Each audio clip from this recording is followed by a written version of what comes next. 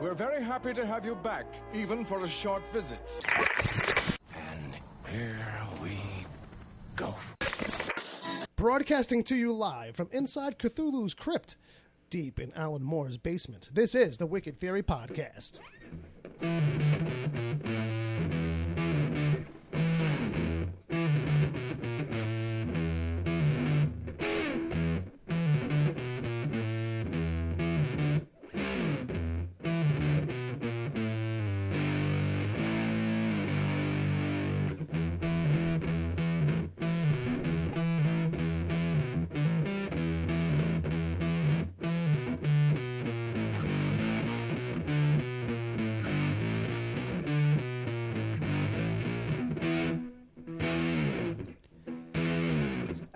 Short and sweet, just how we like it.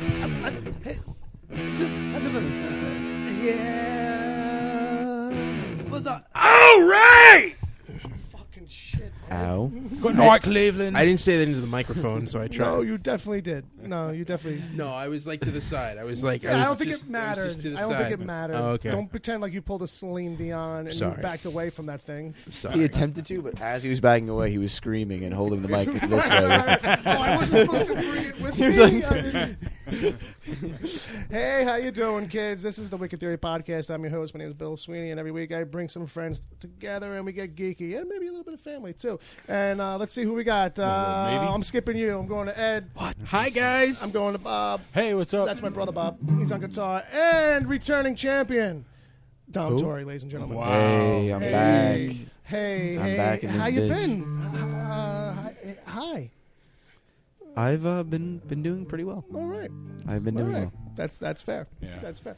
Hey, but I haven't been doing much geekery lately. Oh no. I've had a lot of work to do between school Yeah, and some other shit. school's back. So not much geeking going on over here. Couldn't find a way to make that part of one of your classes somehow? No. No pop culture Yeah, 101 yeah. or something? So busy having a real life. I know, you know. This guy. Got to find a history of Marvel comics. I wish there class. was one. I'll teach it. That should be what you work towards, I think. I think you got to work towards something like that. Your thesis. Speaking of, I just want to get it out there. Yeah, all right. Hit That it. it's hard for me to say because it's just rough, and I haven't said it on air yet. But I've officially given up comics for the meantime. It's been about 2 months. I thought, because I see that I knew, and I thought you were taking it next step. I thought you were like, I'm fucking done. It got that expensive for you? It got that expensive. But you're saving up for a trip. So it happened like when I officially gave them up. It was like a few days after I had sporadically planned the trip to Europe for 10 days with a few of my friends. Yeah. So after seeing how much that cost me, I was like, wow, I got to cut something out of my life. Sounds like it was one of those, yeah, we're going to go to Europe. We're going to go to Europe. And then everybody agrees, and then when they all go, oh, yeah, all right. Yeah, kind of like that a little It's bit. like full-time job plus part-time job equals maybe I can afford to go. And I have to say nothing else because that's exactly how it That's went. basically it. That's basically it. It's one of those regular occurring things in life where it's like, yes, I will agree to this thing. Wait a minute. Yeah. No, James. Dom did not say he'd given up condoms. He said he gave up comic books. He might have said comics, and then James just kind of heard like the first three letters. Giving I up guess. condoms becomes more expensive. True. That's a fucking risk. Unless You don't end up saving money by not buying condoms. You could pay the price in all kinds of ways for that. yes. Yes, for men it is economical to actually buy condoms. I bet STDs too. That's what I meant. There was Yeah. a couple of options there. There's kids, there's STDs. Well, yeah, both are expensive. Sometimes those things get slippery. You could break Both, it. one's expensive. They're both expensive, but in different ways. Yes. You know what I mean? Yeah. Very. Yeah, yeah. I think we could- Costly. Yeah. Yeah. Costly. All right, we can move on from there. Oh, okay. That's your lesson today about life. That's life lessons from the Wicked Theory Podcast. Wow. So, what is actually going on in this episode? We have a packed episode. We really shouldn't be dawdling. There's a lot. I've noticed this official biz part of the doc is getting bigger and bigger. Every week, this small section up front, right? So this is episode 71. Let me try it again in English. Episode 71. We're going to get to the news. We're going to get to the email. There might be some a snack time segment if you've been following along lately. What could it possibly be? Bring a bucket. All right. If people want to send us an email, they can send it to podcast@wickedtheory.com. I told the guys a little bit before that I had this soundboard all loaded up with all kinds of new stuff, and I thought since Dom was back, I could debut this one right here. Is that me? That is you. I like it. It's just a little transition. We'll play it again because I like it. I think I gotta go back. I gotta re-edit and bring up your voice on it though. Nice. That's great. I'm good. Sign me. Sign me. If you're listening to this, sign me. Sign me. That's all. It's high notes. High note Dom. So so you'll be hearing that once in a while. I put that in there, and then. You're already listening to us on Mixer. You're awesome. If you're not, hey, you can too. Every week, 7 o'clock. That's the new thing. You? Well, there you go. Well, there you go. Why? It's free. There's no reason not to. I mean, I'll tell you what. I did speak to. We did a test earlier, and Brian Hughes popped in. Oh, and hey! Turns out it's going to be 4 o'clock in the morning where he's at right now. So, our thoughts and prayers. I wish he was up, Good drunk night. or something, just keeping himself up. But he's got a life. Sorry, Brian. It's a matter of convenience here for all of us. So if you're around and you don't want to wait till Monday for the episode to drop, you can listen to it live every week. That's what we do now, 7 p.m. Eastern Standard Time. Yep. On Mixlr /mixlr.com/wicked-theory. Review us on iTunes. If we get around to it, we'll make some promos of those things. But we really appreciate just review us on there. Hey, whatever you like. Give us 1,000 stars or 5 because that's the limit. Whatever. But only tell us how awesome we are. If it's really because we're that awesome. That's it. And if it's anything else, then don't bother writing it. Exactly. Anything less than awesome is not cool. We want total honesty. Total honesty. As long as it's only about awesome. I'll be honest. I think you should be honest about in the text of your review. Yeah. As long as you give us 5 stars. That's really what matters. Right. Write something. Yes. Because that's all that matters. So you could tell us, these guys are all right. Yeah. But if you 5 stars, we're fine. That's good. True. That's true because this is the swipe right, swipe left generation. All right. You heard it from Bob. All right. So then also we're on YouTube now, and also as we told you guys last week, yes, we're on YouTube. You can search Wicked Theory Studio to find episodes if you want to for some reason. I'm not sure why, but if that's what your thing, that's your thing. But we're also on Patreon now.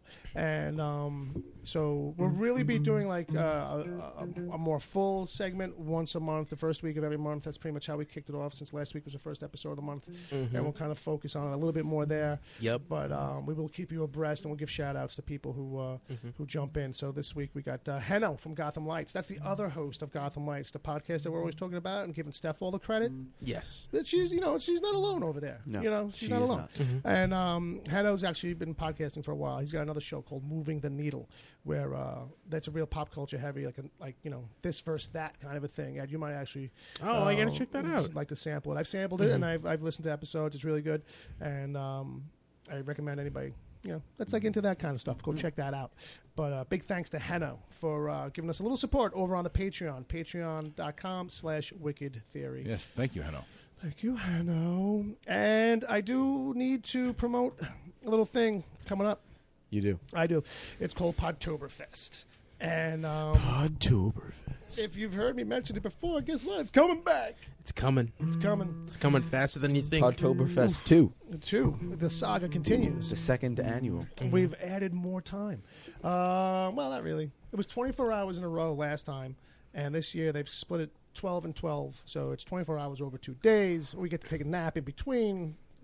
Thanks for that. I'm not going to deny it's 2 mini marathons as opposed to 1 marathon. 1 mega marathon. Mega marathon killed like mega a person. marathon just sells so well, I know, man. It's like I say the mega marathon of podcasting. Exactly. Not really, because we're doing it over 2 days. I say you still keep the mics on. Just leave them on. Just let the mic hum, like the air hiss sound. Just leave it near an amp and let it ring. There you go. Put a little feedback on it. So that's coming the weekend of October 7th and 8th. 7th is the Friday. 8th is the Saturday. Columbus Day weekend. Take off on Friday and listen to the show all day if you're working. That's what I'm telling people. But we do have an official promo we can run. Well, we got 2. Well, here's the first one. Here's the better one, I say. This is Grant behind the wheel on this one. It's that time of year again. Birds are singing, flowers are blooming, and Podtoberfest 2016 is fast approaching. This October 7th and 8th, your ears will once again be blessed with the sounds of podcastery, the likes of which not have been heard, well, since last year, of course. A vast auditory array awaits you as we bring another glorious buffet of geektastic buffoonery, featuring more games, more prizes, more jokes, more bits, more skits, more podcasters, and probably more arguing. The fun starts on Friday, October 7th, 8 a.m. to 8 p.m. Eastern Standard Time. And then again on Saturday, October 8th, 9 a.m. until 9 p.m. Be there or be someplace else much more lame. Go to podtoberfest.com for more details. So that's Amazing. Amazing. There you go. Yeah, when did he breathe? I'm not sure he did. And, you know, he had the copy. I wrote that copy. So he had the copy. We were on Quadcast. I was on there with a bunch of them from 7 Days on the Quadcast podcast, and we played a game of Match Game over Skype, which was quite interesting to play in general with 4 people in different areas and trying to do this whole thing. It was quite the adventure, but it's a really funny episode. People should check it out. It's the newest episode of Quadcast, maybe second newest by the time this episode goes up.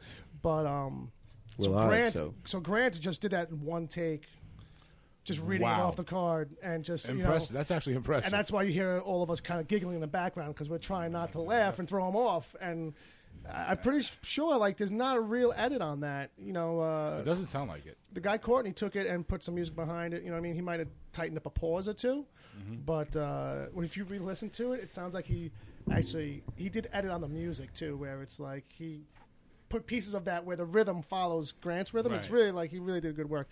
And then I did a thing too, and so that's why you're downplaying it. Yeah, that's why I'm downplaying it. That's why I hate it already, but I feel like I have to share it. And you were so good, you did it in half a take. Well, we gotta work on your confidence, Bill. Well, here's the thing: it's not so much the confidence of doing a thing; it's like the sharing. Prostitutes.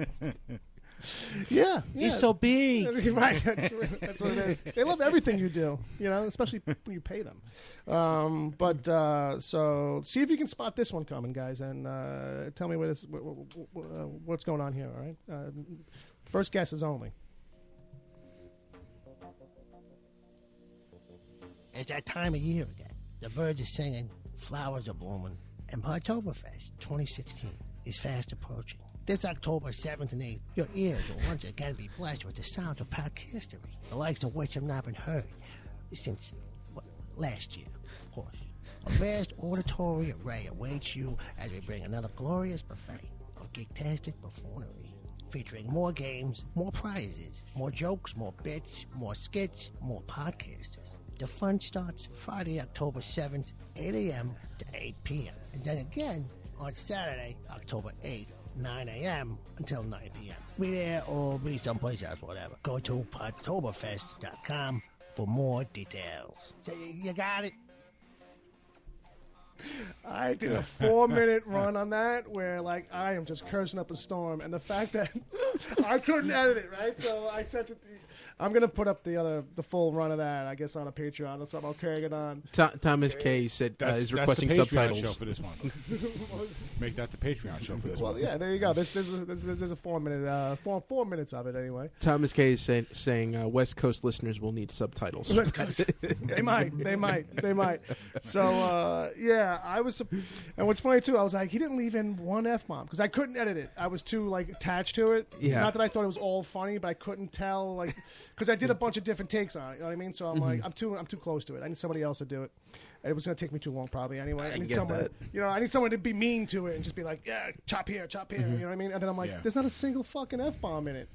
Fucking fuck. He's constantly screaming at AJ during that whole thing. Is what you don't realize. He's constantly, and he's complaining about there's no amount of gut in the refrigerator. But it's a promo. He just left the promo. That's true. I'm surprised he left the very end where he's like, "You got it." All right. So you mean you're upset he cut out the huge sidetrack? We went through all this trouble to get Tony Soprano or James Gandolfini back from the dead, whatever. That's it, and chopped it down to like a minute. I was surprised. But yeah, so that was a lot of fun, and really, people, if you do want to know about what Podtoberfest is and what that's all about, what kind of shenanigans we got planned, go to podtoberfest.com to check that out. Yeah, All right. I was there for most of it last year. Yeah, you hung tough during Yeah. the 24 hours. I was there for about 18 of the hours, the 24 hours. Yeah. I had to sleep. Somebody. Well, that's what it is, you know. That's what we. Yeah. That's I don't know. I was there for the nosedive. You know, that's the important stuff. Right. I happen to also be on the writing staff this year that was not invited to Michigan, so I will be. So you will not only pat yourself on the back, you will display your the slight against you or something. No. I'm not bitter. So I'm just happy to be a part of it. Don't be surprised if like FedEx comes with a box filled with feces during the podcast. That's why I still haven't told Ed where we're going exactly. He's like, "You sure it's Michigan? You keep changing the state." And I'm like, "No. I'm pretty sure it's Wisconsin now." No. I'm just kidding around. No, I know. Sons of bitches. I knew that was coming. All right. So with that, enough about the official business stuff because we are in the thick of this episode. So we go and around this time we do a thing called Meanwhile. And that's just basically like, hey, we've been watching stuff, man. We don't stop watching movies, TV, and all that kind of shit. Sometimes we even read things. It's kind of crazy. We never sleep. But between the four of us, we probably don't get enough. That's for damn sure. Yeah. So I'm going to let Dom hasn't been around for a while. So I'm going to let him kick it off with you should have 17 weeks worth of material. Like I said in the beginning of the show, I haven't been doing much geeking. I know. We're expecting voices, full comedic routines. Damn. Written scripts. Yeah. So Multi-act. what have you watched? I have been watching. I think I've said it on the show, but I've been watching House of Cards for quite some time. All right, so you're still catching up. But haven't really watched in a little while, so I really don't have much to say about that. We know you're a fan of Grimm, right? Yes, I am. Have you heard? Because we were talking about this. I think it was last week. Oh yeah, it's Oh, true. I heard it's ending. Yes. Yeah. We needed you to do like an official eulogy, Well, but we can plan for that. You gotta give me a few days, sir. Well, basically, the thing we were wondering is it too soon or is it about time for that show? Yeah, wow, because no one else watches it. Yeah. I'm not. Let's put it this way: I'm not mad that it's ending. You know what I mean? Like I love the show. That the last season was very, very good. It's probably the best season of the entire show. Do I think they can go probably maybe 2 more seasons? Probably. I mean, I was expecting it, but yeah, okay. I was surprised when they said it was gonna fucking be ending. But it's not like it's like a toss up. Like I said, I mean they could end it in the season, I guess. Yeah. But I guess it was over viewers, you know. Yeah, what I mean? Because I think that like the way they planned out last season, it looked like they were planning for at least 2-3 more seasons. Right, you could see a protracted story coming. Yeah, it opens up a little bit, like the whole world of like the whole mythos of the show opens up a lot. Yeah. So they could do more with it, but I guess like I said, the viewership wasn't there. Well, we were saying too. I guess the best thing about it that comes out of this is just that at least they got the heads up and they can work towards it. And it's not just like some. No, it's a great show. Getting I think off. I think it's an underrated show. I think not a lot of people watch it. Yeah. And you were still watching it as of last season, right? You were still. Last season I watched every week religiously. It's just been really good. It's been a really good show. So what else? Right. But so what I've been loving is The Stranger Things on Netflix. So good. I finished it 2-3 days ago. Nice. The ending was satisfying. Yeah. I just didn't really like how they ended a few things at the end of the show, like the last seconds of the episode. Those cliffhangers? Yeah. Yeah. I mean, I don't know if we're going to go into spoilers well, or anything. Well, they do. But Well, I mean, that's not too spoilery. Maybe that's as far as we go. I know that. But they do throw a bunch out at the last couple of moments where you kind of think like you're not getting any of that. Yeah. And then it's like, oh, no, wait. And they sprinkle a couple things at you, and it's like, Right. But I won't get too into it because I don't want to spoil it. no, but I mean, 'Cause we're overall, live and because shit, there's you know still what I mean? people out there who haven't checked it out. But overall, I mean, you slipped right into the whole '80s thing. It was all working. Oh, I for loved you, it. Yeah, it was great. Yeah, no, it was great. I all love of a that. sudden, you wanted to go back in time and live in a world where there was no cell phones. I know. I mean, a lot of this could have been solved by cell phone. Those kids were lucky they had walkie-talkies. But I'll say that. Yeah. Don't say that. All of a sudden, I just saw them in the writer's room. Like shit. Give them walkie-talkies. Yeah. That could reach incredible distances. Yes, powerful. Yeah. So Well, your no, basic walkie-talkie was like cheap dime store walkie-talkie was good for a half mile. Yeah, that's true. And these things are like bricks. The ones that they have, Sure. they're like just shy of the big Vietnam era fucking green. Like, No, Right. they're good CB radios. Yeah. Yeah, those. They're probably good for a couple of miles. Yeah, absolutely. In real life. Mm-hmm. Those were expensive. Yeah, those were hundreds of bucks back then. Yeah, Yeah. You're right. The cheap you're right. ones were $40-$50. Yeah, these You kids, know, the half-mile ones. these kids' moms and dads were hooking them up a little bit. Yeah. But other than that, But overall, I thought it was really good. I thought it was the best Netflix original that I've seen so far. right? I've watched a lot of them. Wow, that includes Daredevil? Includes Daredevil. Wow. Just so fun, man. That's what it is. You know what right? I mean? Like, Yeah.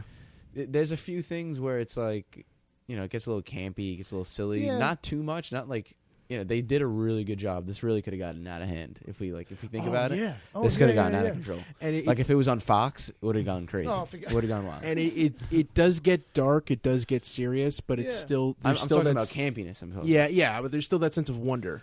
Right. That kind of Exactly. stays there. Yeah. Well, that's what the thing too. That's what's amazing is how much of that '80s Spielberg-y, like kind of like, hey, it's kids, but it's that when everything was G or PG rated, like the PGs didn't all just play down to the kids. It kind of kept it like in the middle ground. You know what I mean? Which is Yeah. cool.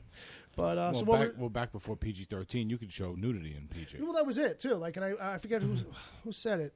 I just must have heard on a podcast, but someone was like, "Oh, I watched this movie with my kids, and I forgot that PG back then meant you could still do some stuff." Sheena Right. was the one when I was a Oh kid. yeah. Right. Okay. That Became a big. I deal, remember right? playing in the old movie theater on Richmond Avenue, which Okay. is now a blind store or something. Sure. Anyway, it was showing there, and they actually went to that theater because it had the giant marquee Sure. and on the news, and, Oh, all right. they were talking about it. How this was like such as little kids were seeing this, and she was naked half the time because she was running around the jungle. Oh yeah. But was she really? Did she show nipple even in that? Yeah, no, she was bush and everything. Bush. Whoa. Back days. Back but then, back that was huge. Woo. Pubic hair, man. So- Fucking ring an alarm. She was running around naked. So Well, that was the thing. Yeah, for a good portion of the movie. so the and beginning, kids yeah. were seeing this 10, 11, 12 Yeah. years old. Parents were like, "Well, it's PG." I haven't seen boobies since I got my breakfast from them. Yeah, basically. I guess is the problem. But no, you're right. That's kind of like when that all Right. started to flip. And so somebody on the podcast was like, I just totally forgot that there was like basic curses and like you said, I think he might have seen some titties or something with his kid, and he was like, I just wasn't expecting it. Like awkward for me more than the kid. The kid was probably like, Yeah. or just Didn't know the difference. it just didn't register really as a Yeah. big deal, But so how many tacos American. of the American type, tacos Americano, would you grant upon this out of 5? I'm gonna go 4.5. 4.5. 4.5. I would agree. I would have to agree too. Mm-hmm. Just fun. Yeah. Hey, I'm not saying it's full of original stuff, but like you don't even get stuck on like, oh, hey, I've seen something like this. It's like, nah, you're just enjoying it. Your mind's completely just wrapped up in it. So, Ed, let's Okay. go over to you. You've got a couple of things. Okay. Hit it. First, I'm gonna get down and serious. I saw a movie Yeah. the other day on its opening night called Sully, Yeah. Yeah. directed by Clint Eastwood, starring Tom Hanks as Dr. Oh. Chesley Sully Sullenberger, who a real person who landed a plane in the Hudson River. I didn't hear about it. I never heard of such an event. This must have been off my radar. Yeah, I we- can't believe we that. This all- must have been years ago, right? Yeah, before my time. Yeah, we all know the story. Yeah. Took 3.5 minutes. You need to figure how are they going to make a 2-hour movie out of that? Yeah, and exactly. and what this movie is the It's entirely in slow motion, right? We just keep cutting back to the crash. Yeah, yeah. and we get another frame or two. I mean, Right. you Different camera angles, all in slow motion. oh, it's like yeah, you do see the whole thing twice from differing perspectives. okay. But it's actually not the main focus of the film. Okay. The you don't even see it through the first third of the movie. right. It's all about the aftermath and the investigation. Yes, and okay, I saw a it's thing really about this. about his personal struggle of doubt as to whether or not he made the right decision. And Clint Eastwood is generally known for very simple. I thought you were going to say, like, kicks ass in this fucking movie. I thought that was... Comes in guns blazing. No, Clint Eastwood... No, he saved them all. Like, when you think of him as a movie director... He was swimming in the water, and he helped the plane to land smoothly. Like, he just gave it, like, a little bit of a two-handed... Put it on his shoulders. Yeah, two-handed guide in. Like, he... Land, goddammit. Get out of my water. But when you think of his filmmaking, you don't... He doesn't do a lot of flashy stuff. It's very simple, straightforward. Sure. Yeah, straightforward. This is the shot. We're going to do everything we can to help the performance. Minimalist, yeah. And that's not so much the case here. There is some interesting cinematography. Well, I think you would kind of have to. Yeah. with this content. There's some great smoke imagery in here. There's one Really, scene in a steam room, and one scene of like fog of him running over a bridge. Bro. Okay. And there's some smoke on the water. But this is literally Sully's song. I'm gonna try to talk over it, but you should. Yeah, should. I think that's the bit. The main thing with this movie that I would say that I enjoyed about it is it shows people just doing their jobs. And what a great I know sales pitch for a movie. Yeah, but that's what's so exciting is just the way that they do their jobs and the success. And I think it's a great sentiment to show how when an emergency like this happens, right, people can come together and and it's not a disaster.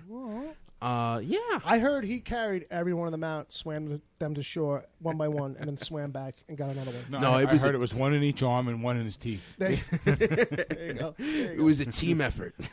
That guy, man, unstoppable. One on each foot. He was using them as flippers. Yep. Paddles, human paddles. All right. So what's your other? I think this is a strong Oscar contender. All right. I'm gonna give it 4 American Tacos. Ooh. Mm-hmm. And my other thing is something that when I tell people I like this thing, I know I'm going to lose a lot of credibility. But I saw the NBC reality show, and I'm putting reality in quotation marks, Better Late Than Never, which has William Shatner, Henry Winkler, Terry Bradshaw, George Foreman. Oh, my God. And some other random young comedian named Jeff. Phil, I'm impressed that you know who Terry Bradshaw is. Well, come on. How long was Terry Bradshaw doing stuff, though, on football, commentating? No, you saw him naked in that Matthew McConaughey movie. Yep. Well, I hope you let me know what movie that is so I can avoid it. Failure to Launch. Oh, yeah. That's the one. Failure to Watch. I have not seen it. But no, it's those 5 guys decide to go on a vacation to Asia. Oh, they just decide out of the blue. Yeah. And what's weird is you could tell. Yeah, it's the reason I say it's reality in the loosest sense because this is rough. I watched some of this. I want to kick my fucking TV. I gotta look it up right now. This is a sitcom where they're playing themselves, and like you think of this idea, it's so stupid, but I just happened to be watching it once, and.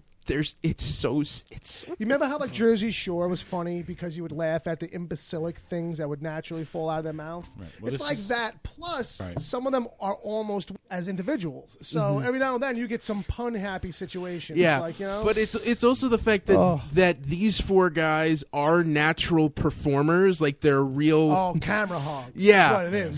That I want to see William Shatner do a spoken word segment. Give it time. Give it time. Like they can develop the bits, and they're actually funny. Right. Like they're I won't go too much into detail, but there is one moment where they're in Tokyo. Just checking my mic. Yeah, that was weird. Go on. They're in Tokyo, and they're in one of those hotel places where it's just like these. Sleep tubes. Yeah, sleep tubes. Mm-hmm. And they're hanging out, and Bradshaw at one point, where the heck would you go to book a place like this? And Shatner, without missing a beat, goes, Priceline.com. Priceline.com. And it's little silly things like that shouldn't be funny. I shouldn't laugh, but God damn it, I can't help it. Oh, you're a sucker for fucking Shatner. That's probably part of it. And Winkler. Henry Winkler is the nicest guy on earth. Well, he's a fucking gem. He's a fucking gem. I'm looking at this promo picture right now. There's more makeup in this picture. Oh my God. than in a fucking college sorority house. I'm telling you right now. actual makeup and the Photoshop, I can only imagine. It's almost shot with a soft lens too. Yeah, it was probably makeup, airbrush, Photoshop. Yeah, exactly. A million lights on. Actually, I think Drew Struzan did the art. It looks like that. It looks like they that. They tried to get that style. Is that the thing? Do a little gimp. It's going to be the least adventuresome thing to get fucking Struzan style artwork is trying to like, oh, we're going on an adventure. It's senior citizens on patrol. That's what it is. It's, it's Police Academy fucking 5. All right, so Bob, there you go. There's the imaging question, Bob. Yeah. Yeah, that says it all, folks. That's it. Henry Winkler in a gi with a handgun. So yeah, Ice-T is definitely desperate for some Shatner. fucking work. Is what the situation there. James is absolutely right.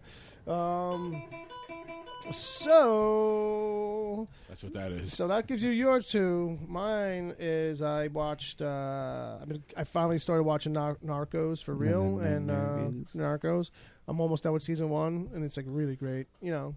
I mean, don't get me wrong. Like, there's been a trend with Pablo Escobar movies and stuff. You know what I mean? Over the last 5 or 10 years, especially. But I think the Vinny Chase version is underrated. Yeah, just Medellin, the movie Medellin. You're actually right. Absolutely. Actually, I tried to put absolutely and actually together. I make absolutely. Medellin. Medellin. Who's this Medellin? Medellin guy. Baseball announcers. Anyway, so yeah, really good. And like, if you want something that's actually like a little bit more focused, and you're gonna get the inside track, not just obviously on Pablo Escobar's side of it, but the DEA agents in there and getting their point of view and seeing how like the new agent who comes in was working with the agent who's been down there for a while and stuff, and not that it's all Riggs and Murtaugh like tough guys shit like that, but just there's a good ebb and flow to the whole thing. And then obviously just watching like because obviously it's like this guy should be dead already. Like somebody should have killed Pablo Escobar like a while ago, and he's still going. And it's like, and then in the back of your head, well, me anyway, that there's a season 2. It's like, damn, how long does this guy his stranglehold go on? And it goes on for a while. It goes on for a while. You know what I mean? If you don't know the exact history of it all, you know what I mean? And so it's like a thing too where they keep cutting in and out and showing you. Because he embarrasses law enforcement for a long time. And it gets all international, obviously, with Reagan and then into Bush's years and to Bush Senior's years. And so they start talking about Bush Senior now and, the whole drug campaign and stuff. And then the voiceover work is all from the DEA agent. Mm-hmm. So, like, you're getting his kind of quote-unquote perspective in a way where it's like, the reality of what Reagan was doing on TV with the agenda behind the scenes of that versus, what was really going on, like the 3 layers, like you're getting a good, full... Like what the view of the public saw, what was really going on. Yeah.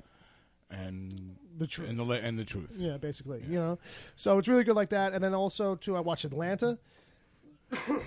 Yeah, how was that? I liked it. Check it out. I liked it. Now, what's the story on that? Like, I feel like I really haven't gotten much. So I saw it. Yeah, Bill, what's the story on that? So what's the story on that? It's pretty straightforward. Glover's like, he's a guy living in Atlanta, and he doesn't quite have it all together. He's a black kid. Obviously, he's into hip hop and all that stuff. Blah, blah, blah. Easy setup, kind of like that. But the thing is that he's kind of like the kid. I think he went to Princeton or something. He got out, went to school, but still, when he got back, managed to just not kind of get it together. Right. Like, stayed in the neighborhood and everything. And basically, he's kind of like, trying to figure out how he's going to make his ends meet. He's off the... He's not like, selling shit or doing anything like that, but he's not on the right path either in life kind of thing. And he's young, and it's like, what am I going to do? I think he's got a kid. I'm not sure if it was his kid or if he was just with her and it's her kid. I wasn't 100% on that. I think it's his kid. I think so too, but I wasn't 100%. But anyway, so with that, his cousin all of a sudden pops. His cousin does a track. It gets like viral and shit like that, and he's basically probably gonna get picked up like any second by a record label. So it's like, oh shit, like let me go hook up with him, like, you know what I mean? And he kind of like has to prove, at this stage, that's where the whole series is really starting at, like, you know what I mean? But by the end of it, there's a gunshot goes out, and not to give away the last moments of it, but it does end like a little bit of a cliffhanger. Like, oh, all right, so where does it go from here? In a sense, like but it's a half hour. You know what I mean? Oh, okay. And the comedy, like it's got funny moments. There's definitely there's one dude in it who's his cousin's right hand dude, and this guy is just burnt. He's just so fucking burnt, and he just had me cracking up. I just thought he was. It's on FX, right? And so this is on FX. What night is it on? But it's actually on YouTube right now, actually, too, for free. I wanted to see. I don't think they had that other show that I wanted to check out, but yeah, Atlanta. I mean, I liked it. You know what I mean? It ain't for everybody. Whatever. Sounds like something I would like. But yeah, I think you'd like it. I think you'd dig it. I didn't get it. Yeah. Yeah, it was. I'm not surprised by It's that, very- Ed. You Hey, fuck. man, I You like fucking fuck. I love the Get Down. So all right, so there's Oh, it's actually- very Do you started love to watching that. Get Down or just The Get Down? the Get Down. Okay, I want to make sure because we can get down, get funky right now. Started watching that yesterday. No, but actually. Atlanta, it's an acquired taste. It's And very. I'm not going to deny that too. I'm definitely going to tell you that Donald Glover is in charge of all of it, and he's obviously got like some kind of vision here a little bit. So it is a little bit of camera play. There's a little bit of tonality things going on, and it's definitely some like you have to listen. It's it's active listening. It's not handing you everything like some sitcom or some NBC show. Yeah, you have to yeah, kind of yeah. pay attention and read between the lines on certain things that are said. Yeah. You know what I mean? So he's shooting for a thing. So it's going to have a tone and a feel to it. And I see what he's going for. He's trying to go for something that's just a tiny bit like, I don't know about artsy, but very slice of life. very He's got his hands all over right. that, But right? I mean, it's definitely all over. He's writer, director, and producer, and the whole bit, and starring. He's quite talented. He's quite talented, and I'm That pretty sure he childish. probably made this track that the kid had. And I was like, wow, for once on a TV show, an actual hip hop track that sounds like it could have been a real hip hop track, Yeah. as opposed to like half the other shit. Like even on Empire, I'm like. Oh, you were watching that for a while. I was watching that too, for a while, and I'm like, yeah, I could tell it's a Timbaland beat, but I'm like, sounds like something he threw out. Like, you know what I mean? It's like, yeah, this is how I warm up. I make a beat like this, and then I just discard it. Like, you know what I mean? But anyway, highly recommended. You can catch it on YouTube for now. Cool. I don't know I'll check when it that out runs out, but tonight. check it out. Yeah, you should. Only a half hour. And then, this is a point in the doc where I got a thing that says, hey, who's doing what in the chat? Who do we got in the chat, guys? We got some There's people not in there? a lot Who? going on What? in the chat. Well, a lot of people are just joining now, like our friend Chad and Ooh. Don, Prof Politico. Oh, the professor. And there's someone named G Rants. Oh, That may be our buddy Grant. I believe. But believe is he that being? is? But is he being quiet or something? Like, is there no way to actually? He's being suspiciously quiet. Suspiciously I think quiet. I think he's waiting for Not me me. to speak up about something, which means he came in after my reviews. Oh, yeah. I don't know. I'm not aware of Could be, if could he's be. got some interests, some special interests going on.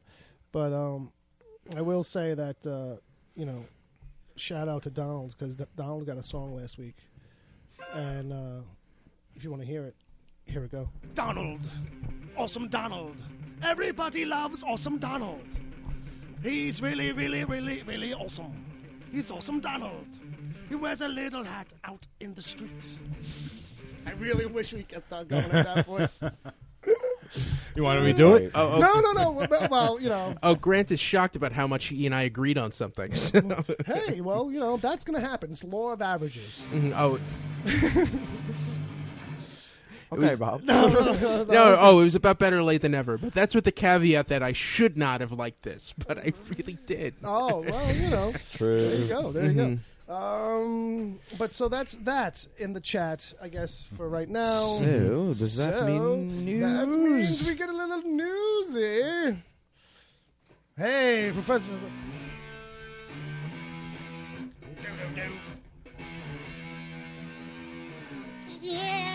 Yeah, news. New stuff. Yeah. Just gonna end everything that way. That's just, we need to give that like a name. That's the Gene Simmons. That's ending. the good night. The good night Cleveland. The Good Night Cleveland ending. Yes. So, what do we got in the news, Ed? All right, so we got some TV news. Black Lightning has been officially signed on as a series with a pilot commitment from Fox. Yeah, so it's just like in there as a follow-up from last week because obviously the story broke, but then it was like the next day it's like, yeah, Fox is like, we'll take it. Yep. We'll take it. We like that Berlanti guy. Greg Berlanti of all of the CW superhero shows. The DCW. The DC dubs. They have released a synopsis. A synopsis? That I will read now. Okay. I will read aloud to the group. Jefferson Pierce made his choice. He hung up the suit and his secret identity years ago. Whoa. But with a daughter hell-bent on justice and a star student being recruited by a local gang, he'll be pulled back into the fight as the wanted vigilante and DC legend, Black Lightning. I'm sorry, I missed that. I missed that. I didn't hear a word you said. I was playing Pokemon Go the whole time. I think that shows us this is going to be a very different type of show. No, it is. Yeah. They're going for something a little different. Yeah, because we're not starting off with the hero from scratch. This is more like he's been around a while, hung it up, and he's coming back. It almost sounds like he's going to be like 50 years old or like, you know, old enough to have teenage kids. I want Danny Glover now in this. Doing this whole I'm too old for this. I'm too old for this lightning. Riggs. Actually, you know who I think might fit the bill for that is Wesley Snipes. Wesley, you know what? I'll watch Wesley Snipes. That dude could use another TV show. This hasn't been cast, right? This hasn't been cast. Government's been after him. He could use a job. No, they just found out the show's going to happen, so there is no casting. Yeah, yet. no, nothing concrete is the most concrete news. Is they picked a place to put it. Mm-hmm. So you know, Fox is usually kind of picky with these. They're weird with their weird shows. Mm-hmm. Like, you know what I mean? They had a Fringe. Yeah, well, that's what I mean. Like the shows that they give life to, like you wouldn't think was going to last at all on that network. To be honest. Although back in the day, they did have a superhero show that starred a black character named Mantis. And that went for like 2 seasons, I think. And you remember that show? I remember that. Yeah, I remember not being that bad. I also remember what was out at the time. I remember it also not being that great. I remember it being one of those shows where I was watching like, oh man, they are like so close to being good. Yeah, it's all '90s goodness, which is it's all '90s Fox too. It was like exactly they were just starting out. It was like 2 years after like they really got their role. I think some ballpark, something like that. It was like, okay, well, we can get your cousin a job. We can put him in the suit. Yeah. And, you know what I mean? Is he willing to work for $500 a week? Can he also make us the suit? Because we got to save a couple of bucks here. Yeah, he's got to supply the shoes, though. All right. So the next one in here, I believe Dom has this one. I do. Vince Gilligan, who I think he's the creator of Breaking Bad. That is correct. Okay. Yes. He's developing an HBO limited series about cult leader Jim Jones. Jimmy Jones. He's a good guy. Jimmy That's boy, the Jonestown guy, right? That's right. That's right. Mm-hmm. They named him so nice. They named it after him. Right. No, that's just a coincidence. Right. I'm not too up on my cult theories, but I do know on the history of this a few things about. Yeah, it's basically where Drink the Kool-Aid comes from. You know what I mean? Right. Because this was the Jamestown massacre in Hey, Jamestown. Kool-Aid. Is it actually South Africa? Yeah, Guyana, right? That's it. which I think is South America. It's South America. Fair enough. Yeah, I knew I was. Yeah, I'm really interested in this. But because I'm really interested in what the fuck happened at this place. Yeah, man. And it was one of those crazy cult things where, like, you know, they all just made some whole bunch of pictures. He made everybody drink the Kool-Aid, and he took off. Yeah, and good times. You know what I mean? His was poison free. It'll be a really uplifting show, I'm sure. But you know, Vince Gilligan's behind it, and it's coming to HBO, and it's about that. Now, so I didn't really get a chance to read the full article, but is it a documentary? Not a documentary. It's going to be a show based on. Yeah. It's going to be like you know, multi-season kind of idea. You know, I think as HBO moves forward, they are trying a little bit harder, maybe, to make sure that they lock up something that they need something potentially as good as Game of Thrones is to them. You know, they got lucky with that, and that seems to be their cycles. Every now and then, they get one show that's like their big anchor for everything else. And, you know, Westworld, is that going to be it? I don't know. But it's coming up soon, and it looks crazy and weird, and I'm excited good timing, for it. though, because Game of Thrones is coming to an end pretty soon. That's what people are saying. So 2 more seasons of Game of Thrones, and HBO is going to be like, okay, now what? We can't just ride on... Danny McBride, you know, series. Yeah, they're gonna. As they're fun gonna as they might be. They're gonna bring back Eastbound and Down. Yeah. No, I'm already on another show. I can't do that show. Can't do it. But we feel it in our plums. If you haven't seen the outtakes from the Eastbound and Down I episode haven't seen Eastbound and with Down, Will Ferrell, but I watched you all need to watch that. all on the YouTube. I actually, yeah, outtakes. it's It's same fantastic. here. I haven't seen the show. I've seen those outtakes. They're incredible. There you go. That's just I've seen a lot of the show. The show is fantastic. The show Will is amazing. Ferrell's It's so retort funny. is just insane. All right, All right, so next, Edward. next. Okay, so Alan Moore, the prolific comic book writer, has announced that he'll be retiring soon. He believes he only has about 250 pages worth of comics left. And then his brain will be empty. I love how though he like quantifies it with this random number of like, I suspect I have only 250 pages left inside of my brain. Yeah. And it's like, And that's exactly what he sounds like too. He Basically. sounds like Treebeard from Lord of the Rings. And looks pretty much like him too. he sounds like he looks. He's one of those guys that his voice totally like, yes, you must be a wizard. Who is this? Neil Gaiman? Alan Moore. Oh, Alan Moore. Oh, It's so the big- he's the big Swamp one. Thing, basically. Yeah. Kind of, you know. Yeah, basically, kind of. Yeah. He's definitely weird. Yeah. What's funny, some of these, I'm reading the Newsarama write-up about it, and there's one part in here where he thinks that he's done enough, and he's afraid that, you know, if he keeps writing comics for too long, eventually he'll just be retreading the same stuff. Yeah. Which is funny, because if you read a lot of his works, he just does tell the same story over and over It's again. a little bit of that, and also too, like a lot of the stuff he does, like a lot of good writers anyway these days. yeah. It's about taking somebody else's shit and retreading that. Like, you know what I mean? So what is that's like? Well, what is League of Extraordinary Gentlemen? It's 7 properties that are in the public domain that you kind of Yeah. took and ran with. So Yeah, you know. but and don't get me wrong, he's an incredible. You read Watchmen, you read absolutely. his Swamp Thing run, League of Extraordinary Gentlemen. League of Extraordinary I can't even say Gentlemen. it, it's so good. Uh, But yeah, but I doubt it because even in that article, even in that interview, kind of caveats it a little bit by saying, "This is what I presume. I just don't see it in me anymore. The passion's going Yeah. away. I'm turning more into a novelist because he's got this big, crazy book, Jerusalem, that just came out.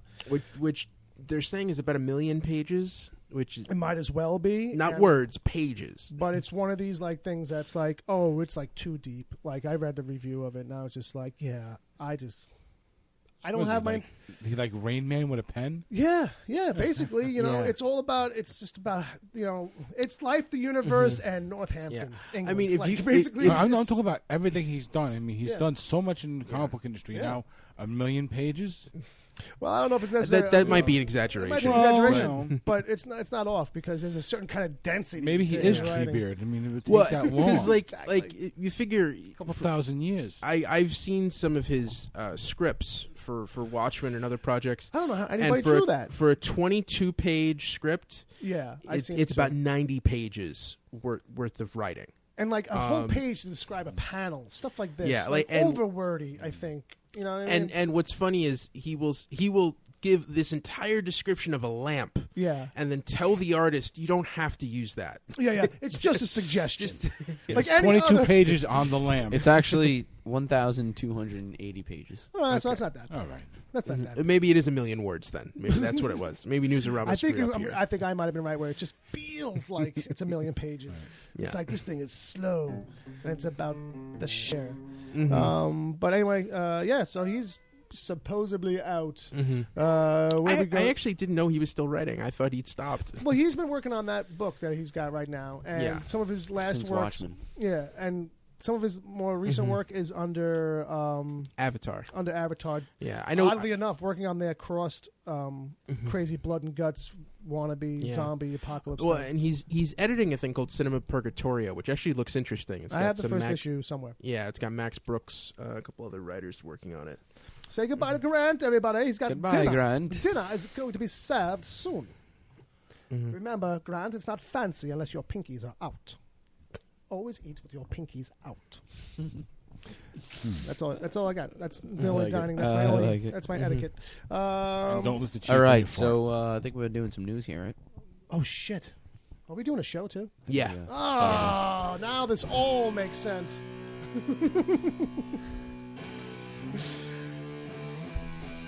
Just in case you Just in forgot. Dom, why do you get to read all the good stories?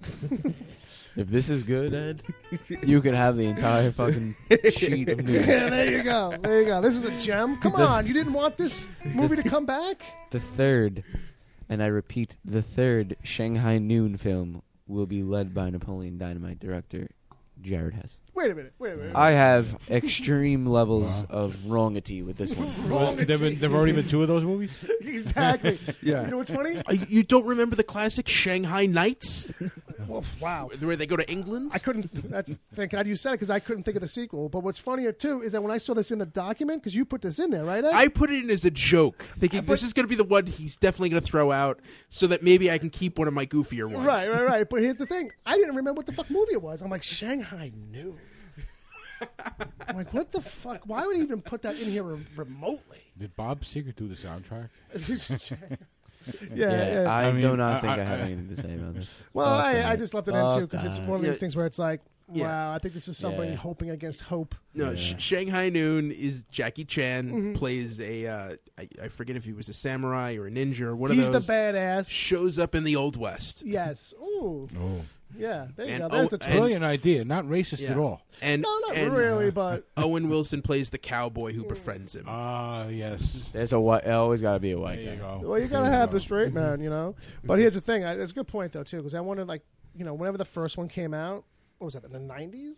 I want to say It was maybe? I about, tried to 10, forget 15 about years it, ago. so- Yeah. I'm thinking early 2000s. Yeah, early aughts. Let's Early take a to bet. mid. Let's take a bet. What's the number, Don? What are you saying? What year? I'm going with 2001. 2001. Ed, Well, I already know the answer. scumbag, Bob. I'm going to say 99. Ooh, 99. I'm gonna say 2000. Oh shit, 5. I'll say 2005. It's the year 2000. I was the closest. Well, no, you said 1999. Dom said 2001. So Okay. All right. Yeah, if the And Price is Right. I was the rules, closest without going Yeah. over. Bill was closer to the sequel. That was in 03, Shanghai Nights. See, that's what I wanted. Yeah, well, that was when they were both fish out of water That's So- when in Victorian England. So the guy who's got this new one is hoping Jackie Chan needs a paycheck. Well, that might be the only reason it's probably getting any talk. Is probably because Jackie Chan was like, "Hey, anybody want to make another movie?" And somebody was like, "Yeah, I need work too." Because what's this guy been up to? Jared Hess. Like, I mean, I know he kind of got a little bit of work after Napoleon Dynamite, but it's like I don't know his name like that. Yeah. But anyway, I didn't think it was that great a movie. I just kind of put it in as a goof. So, Ed, back to you. If you want to, I know you were getting upset and angry about, you know, Dom getting all the good stuff. Oh. But I gave you this one. Well, this is some good news. This is Okay. some good news. Back to Berlanti. Back to Greg Berlanti. that guy. Yep. A lot of DC news this I'm week. starting to think he doesn't do any of these things. Like, he's got a high. It's just all his team. It was announced a while back that he was developing a Booster Gold movie. Yes. And this is kind of like hidden, gone under the radar, and they said that movie is still in development, and it is not part of the current extended universe. Okay. So the Dawn of Justice, Justice League, Suicide Squad, this is completely separate from that. Okay. Very And good. I think that is probably a good sign, because that means that they'll. I think tonally this will be a lot more fun. Well, that's the thing. I just feel like it's probably. I don't know. I feel like they're missing out a little bit, and the article actually makes a good point that if you disconnect it from all the DC stuff, the superhero angle, that kind of changes his setup, because part of his setup is that, yeah, he's from the future, ends up in the past, but he's enamored by the superheroes and all that. So that's why he takes on a superhero persona in the present day. So, you know, you kind of lose an element there where, like, you didn't have to. You could have still kept it separate. Ish. Well, like, but you know? Booster Gold is to me more of a straight up comedy. Oh no, absolutely. Yeah, Don't get me it's- wrong. Like, I totally get why he could survive on his own. Yeah. Why he could be his own thing. But it's Yeah. not like a. Yeah, because like the whole point is he's this guy who he's this disgraced football player, and then he decides, oh, I can come here and be a hero, and he's still second rate. Right, he's still not that great. But I think there's not a whole lot there as a story to run on. But up next, All right, we'll go with something that's included in the DC cinematic universe. yeah, let's do something like that. Joe Manganiello Hey, is Deathstroke it's in official. in the new Batfleck films. Like, you know, it's the worst kept secret, but it's like, Yeah. you know, Yeah. crazy official.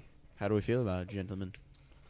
I feel good. I mean, I think it's perfect. I think it's perfect. I've seen him without his shirt on. He's obviously a dude who does push-ups. He does. He does. He might do a little bit more than that. And he does grow an awesome beard. This goes back to what I was saying about beards earlier today.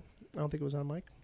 I reserve the right not to feel anything for a DC movie until I've seen the DC movie in question. Bob's got a good point. Very good point. That's kind of like where they stand these days. Like casting goes, sure.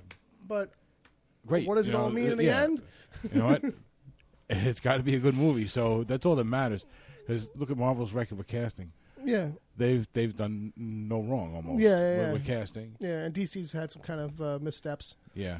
But he doesn't seem like a misstep coming out of the gate. I don't think feel like he is. some of DC's missteps, like you kind of knew coming out of the gate, like, meh. Oh, their biggest misstep has the name Snyder attached to it. You know. Yeah, it's not Scott. All right. It was ZS with the initials. I believe that Ed has more Ed! news for us. Yes. Ed! Tell me something. Another Batman animated film is going to be having a brief release in theaters. Ed, tell me something else. Batman 66. Batman 66. Batman Return to the Caped Crusaders. On October 10th, Fathom Events is going to be doing 3 showings, 2 p.m., 7:30, and 10 p.m. local times. I'll just check and see which one was your mind. Go ahead. Bill, you want to head out? I've checked our local Staten Island stadium. All right. We don't need to hear from him anymore.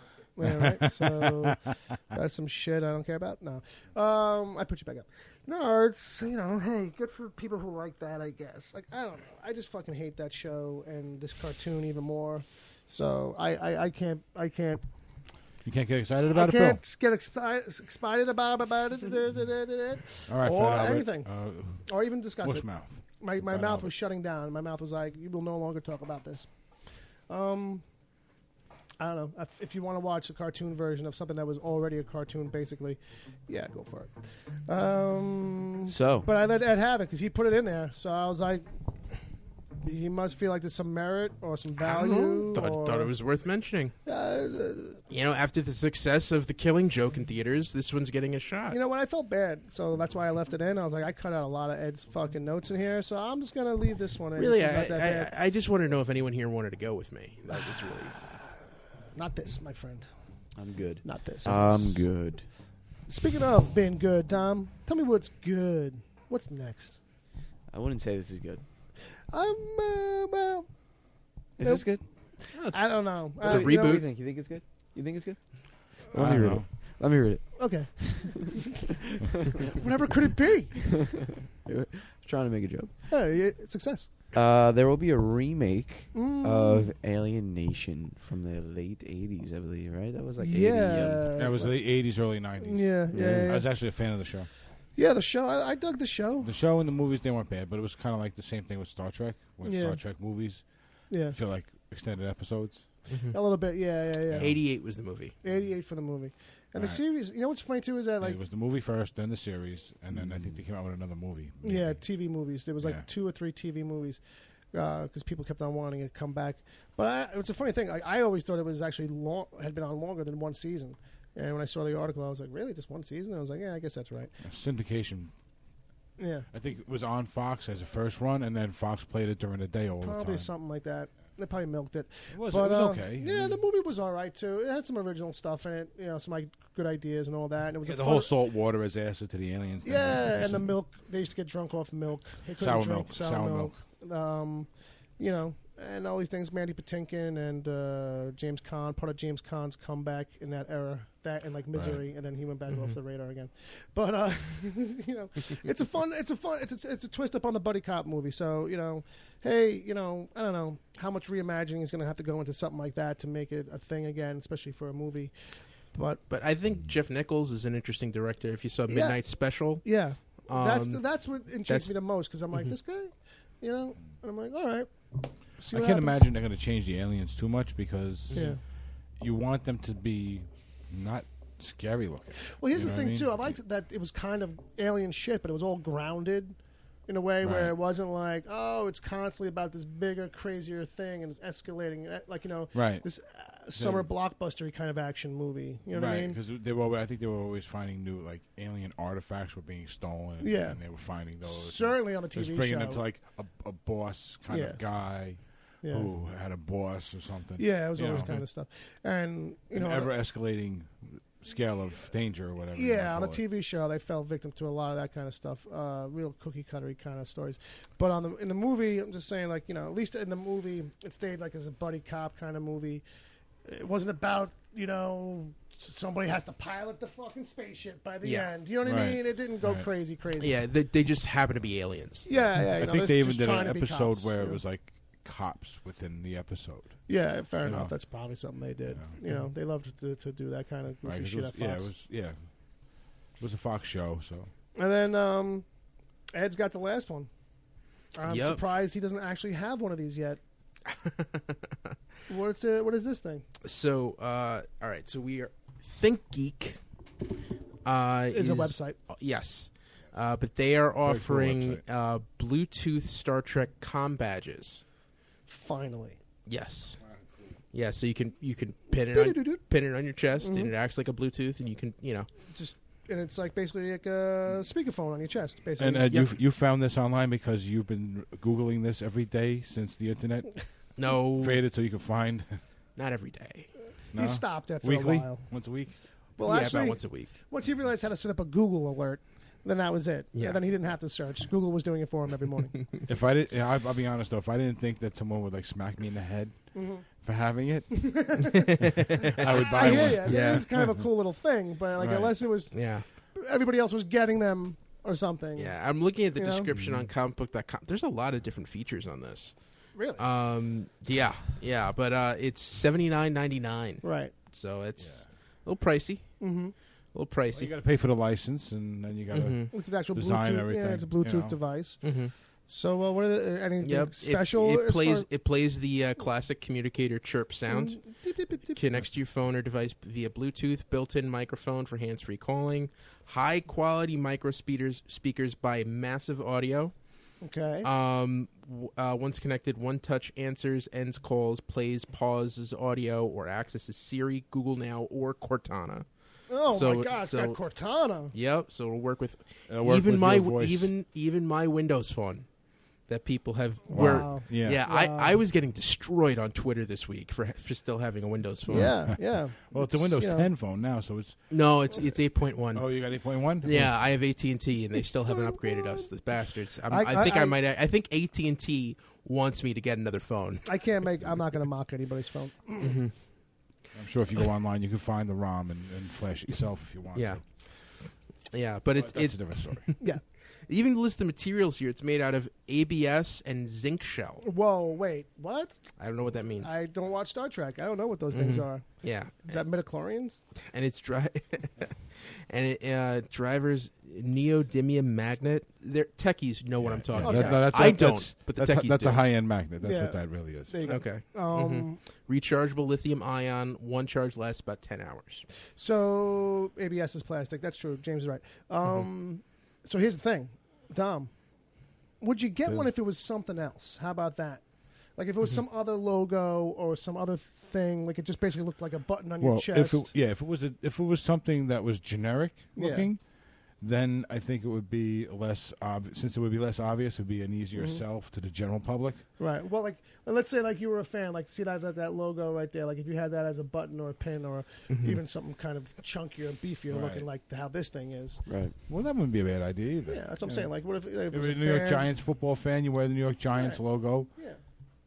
Yeah, that would work. I wouldn't be surprised to start seeing if somebody was hip enough to say, well, let's brand it in a different way, or just make it a skull, I wouldn't be surprised though if the guys who and the activity is the same functionality, like you know what I mean? I wouldn't be surprised though that these guys haven't already decided on doing those as well, because this what you got the same technology. You're just licensing different things. Yeah. You know, and you just make these rounder. Just make them round. There you go.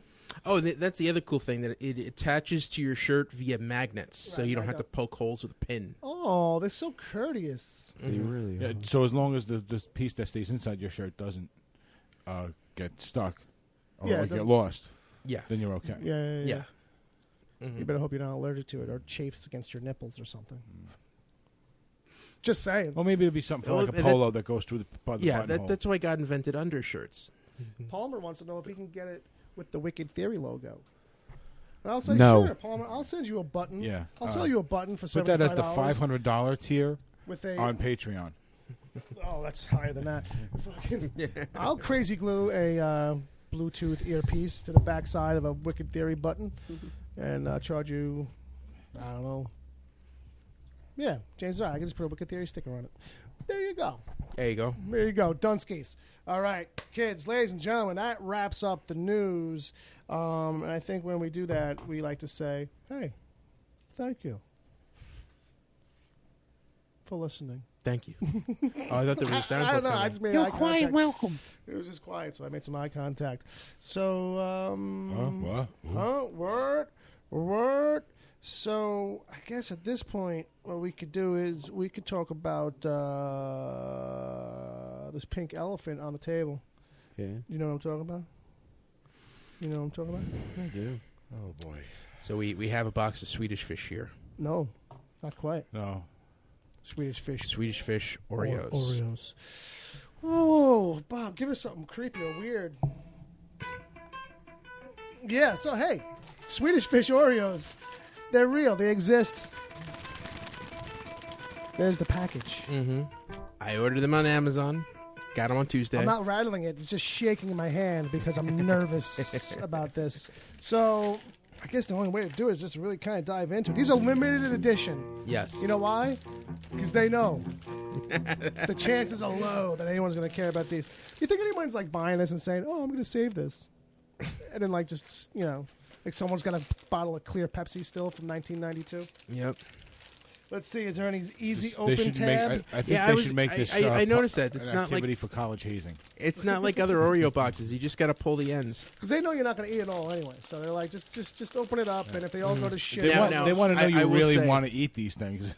When you open, just do me a favor. Could you sniff inside and tell me what it smells like? I learned a long time ago. You don't sniff stuff unless you can already smell it. Oh, okay. You know what I mean?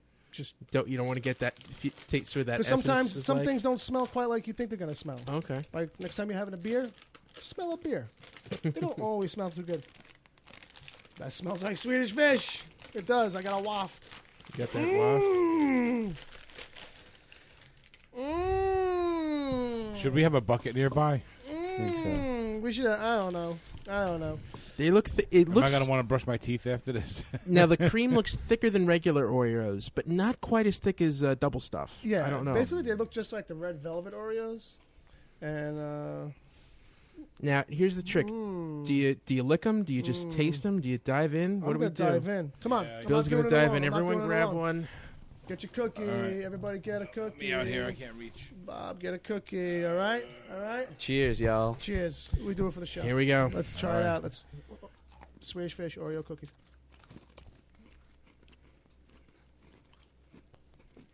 Pretty good. I like it. Tastes like a Swedish fish and a fucking Oreo. What the fuck? What's the big deal? I've definitely It's not eaten bad, these. but it's actually definitely eaten does them taste together. like cough syrup. Yeah. The Swedish Fish flavor. Cough syrup Yeah, with a good lot of sugar observation. in it. Good observation. Yeah.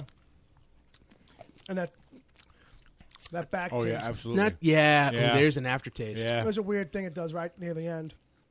On the back Yeah, of I'm the not tongue. sure how the chocolate and the Swedish fish. That's that taste that you get from the jelly. I guess. I'm sticking with you. That jelly in the Swedish fish. Mm. That comes. It's like you almost get that jelly texture.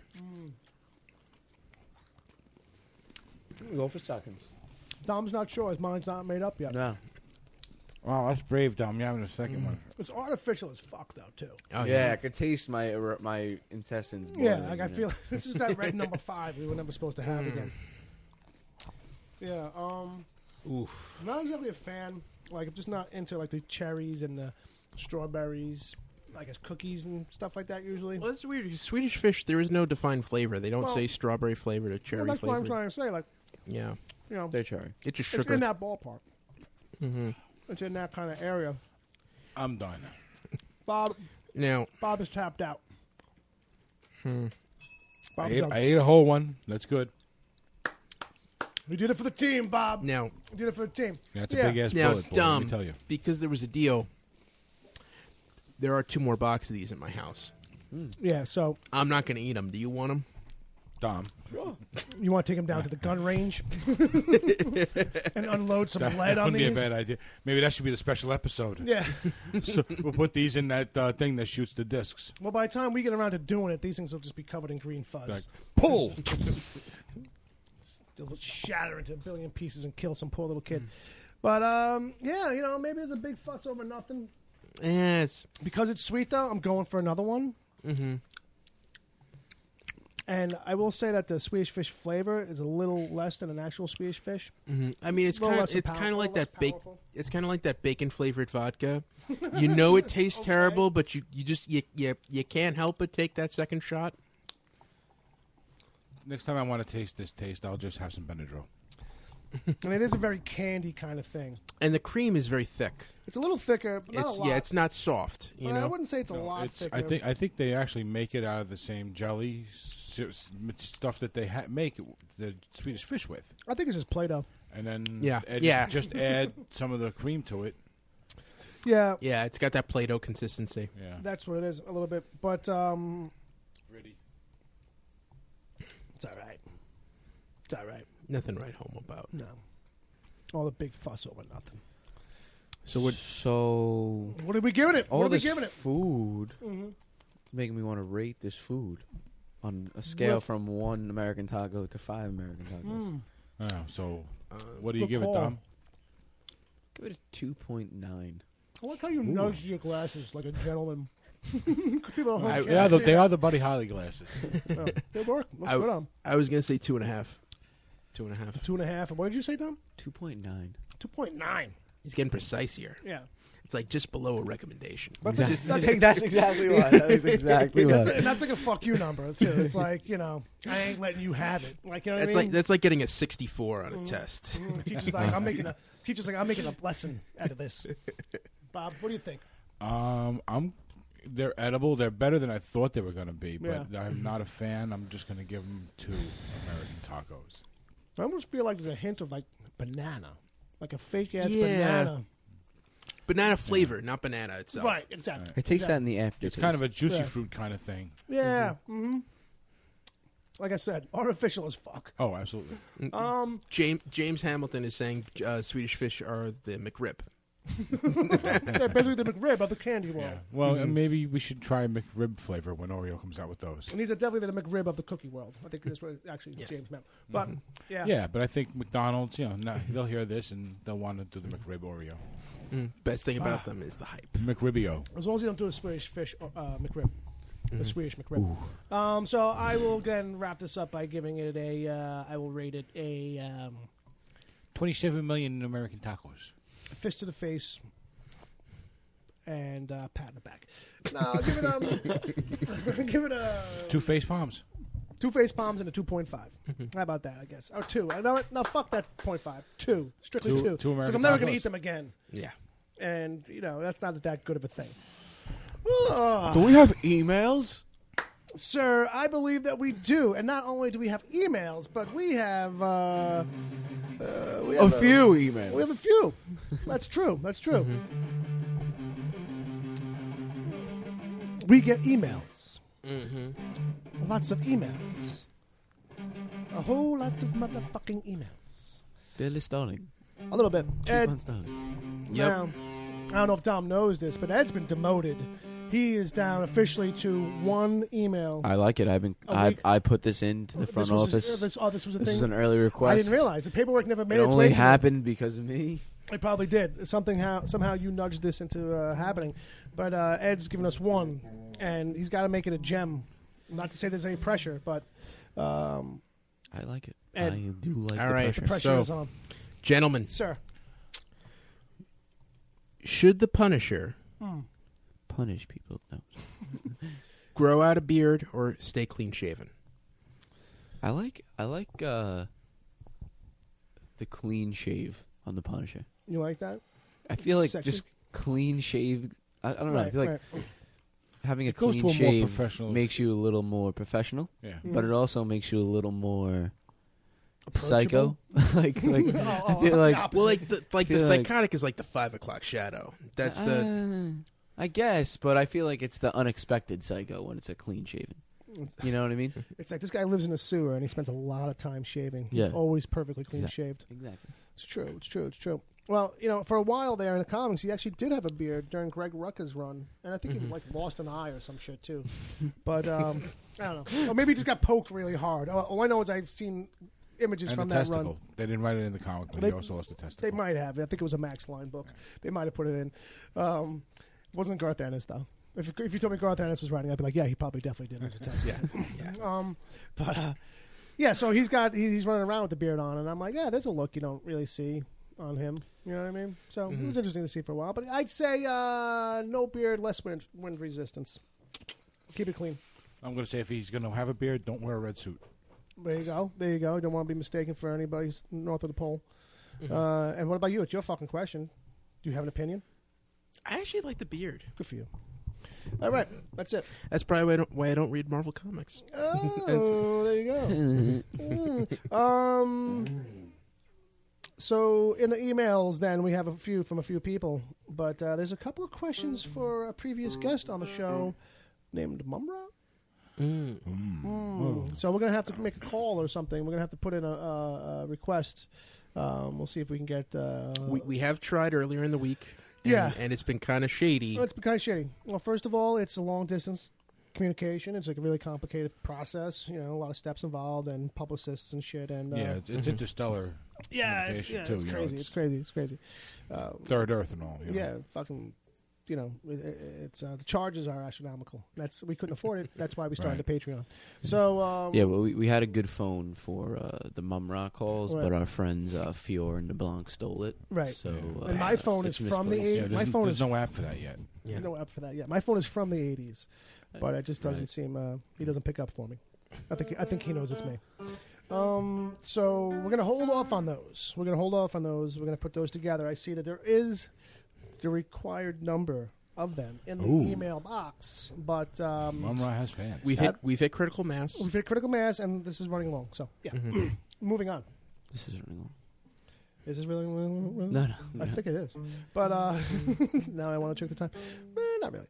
Okay, so first email in is from James Houselden, and the headline on this one, the title, the topic, or the subject, as it were, is "My Last Week in Alabama." Yep, sorry guys, you're losing a listener in Alabama. But on the bright side, you're gaining a listener in Louisiana. Hey! Which means I'll have to change my Twitter name because the B Ham part of that is short for Bringingham, and that just won't work anymore. So maybe I could use @JamesTBD if it's available. Maybe. In case Ed is still confused, maybe because he didn't pick up on the Netflix and chill, so he might not have figured this out yet. I'm moving. I don't know if he should use the TBD because that could be the Bayou dumbass. Maybe. Maybe he might want to rethink that one. I think he's going to work on it. I think he's got to think about it. He's going to have to make some inquiries into things. Maybe. I don't know. So his question actually is, hey, I'm in a minivan loaded down. Okay, so the question is, you're in a minivan loaded down with your clothes and essentials on a 6.5-hour drive. How many bathroom stops should I have to take? And since I have my wife with me, how many will we really take? 6.5-hour drive. How many stops? Without the wife, 2. Yes, I would agree with that number. That's a fair number for 6.5 hours. Average person go 2 to 3 hours. Yeah. Without having to go to the bathroom. If you Right. pee right before you leave, you should be able to. You should have to stop about twice, and as long as you don't do it too early, you should be good until you get to where you got to go. Yeah, fair enough. With the wife, that becomes 4, maybe 5 times. Yeah. Any number. Right. It could be anything. You know why? Because they're all different. True. I'm just saying. You think it'll be easy. She'll and then all of a sudden it's like no. Let's get tchotchkes. Let's stop at this. Maybe this roadside place will have different stuff. Let's stop at south of the border. Let's get tacos.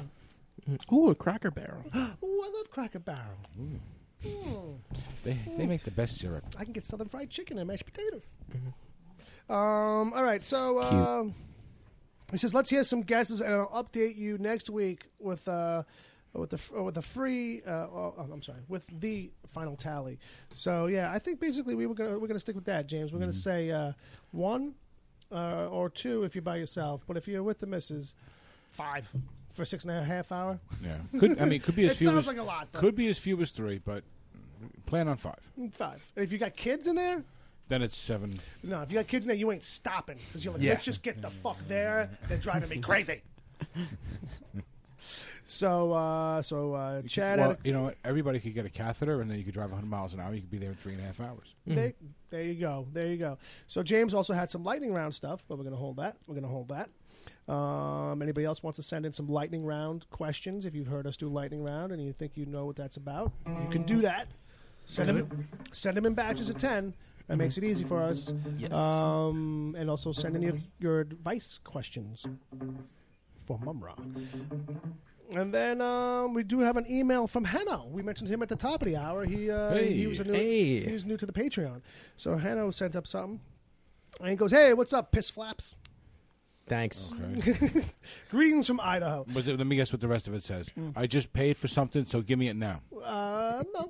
Well, no, Idaho. They're not that upfront. Yeah. Then he wants to know if he could pay for it in potatoes. Maybe that's how he's going to work it out. So he goes, "What's up, piss flaps? Greetings from Idaho. Thank you for the weekly entertainment. So I heard a great trivia question that begs to be asked on a pop culture podcast. Hopefully, you dudes have never heard it. So here it goes. Name 2 actors killed by the alien xenomorph from Aliens, a Predator, and a Terminator. So there's 2 actors, he's saying, that have been killed by all 3 in their career. And then he says, all the best, babe. Hanno. He sent it from his unmanageable thingy. His iPhone. But, what's his name from Mad About You?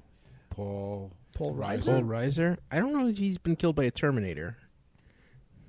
I do want to say the guy who plays Kyle Reese for some reason. I want to say Michael, is it Dudikoff? No, Michael Dudikoff was American Ninja, I think. Yeah. Yes. Ed's already furiously looking it up and cheating. Yes, I am. Michael Biehn. Michael Biehn, thank you. No, it's not Mr. Bean. Definitely not Mr. Bean. Wow. But yeah, I kind of wanted to say I wanted to say Michael Biehn, and then the other one I can't. Well, wasn't what's his name? Was it Hans Eriksson? Lance Henriksen. Lance Henriksen. He was the. I was going to say Michael. He was the Ironside. android in Alien. Fair enough. Was he in Predators 2 or 3 or 5? Is the question. Well, Michael Biehn was in Terminator, Aliens. I'm looking for, and I'm not seeing a Predator on here. So. I hope Henno's question holds up to scrutiny. Did Henno give us the answers? No, Henno did not. Oh, that bastard. Henno did not, and I don't know if Henno. I hope he will hear this, and we could get him to send in the answer. What's next his week. name? The guy who had the alien come out of his stomach. I'm trying to remember his name. In the first one. John Hurt. Yes. John Hurt. No, I don't. I don't know if. Yeah, I don't know if he's been in a Predator. I think the Predator movies are like the. I think he's been in the Terminator movies, hasn't he? He might have been in one of the newer ones. Like I never saw 3. That's what I'm thinking of. With the girl, with the female. Or Salvation, maybe. Michael Ironside was in Terminator Salvation. Was he? Yeah. That might be one of them then. Because Ironside, I think, was... Yeah, because he was definitely in... I saw Salvation. That's with Christian Bale. Yeah. No, right? Yeah. And Michael Ironside. Damn it. I'm sorry. My Google searching has led me to the answer. Well, then fair enough. You found the source of the question as well? Yes. Where is the question originally from? We got one of them. Fair enough. We got Where is one the of question originally from? This is on a wiki. No, I did a Google search, and Okay, it so was it's just one of a these fact I floating- popped up from wiki. Gotcha. It's Okay, one of these so floating we got trivias. one. Which was the one we got? We got Lance Henriksen. All right. Oh, thank you. okay. And the other one is a little trickier because he was very young and you didn't really notice him in the first Terminator. It's Bill Paxton. Oh, he's like some brief kill, I guess. Yeah, or he something. played a blue-haired punk in the first Terminator movie. I think I do remember that being pointed out to He me. gets Or like something his about that scene. Head smashed into a car or something. Yeah, it's like when he walks up, the two of them walk up, and he's like, "Give me your pants." Right. I think it's to give me your pants. Give me your clothes. Give me your clothes. Yeah. I want to wear them now. Now. Maria likes me in jeans. All right. Hello. Hey, hello. That was a good question. And now everybody has something that they can stump their friends at the bar with, I guess. Aliens, Predator, and Terminator. 2 people. 2 actors killed by all 3. Can you name them? And I bet you most people will not. So you owe us $25 for that. Thank you.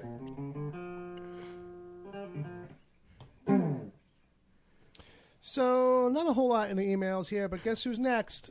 Guess who's next?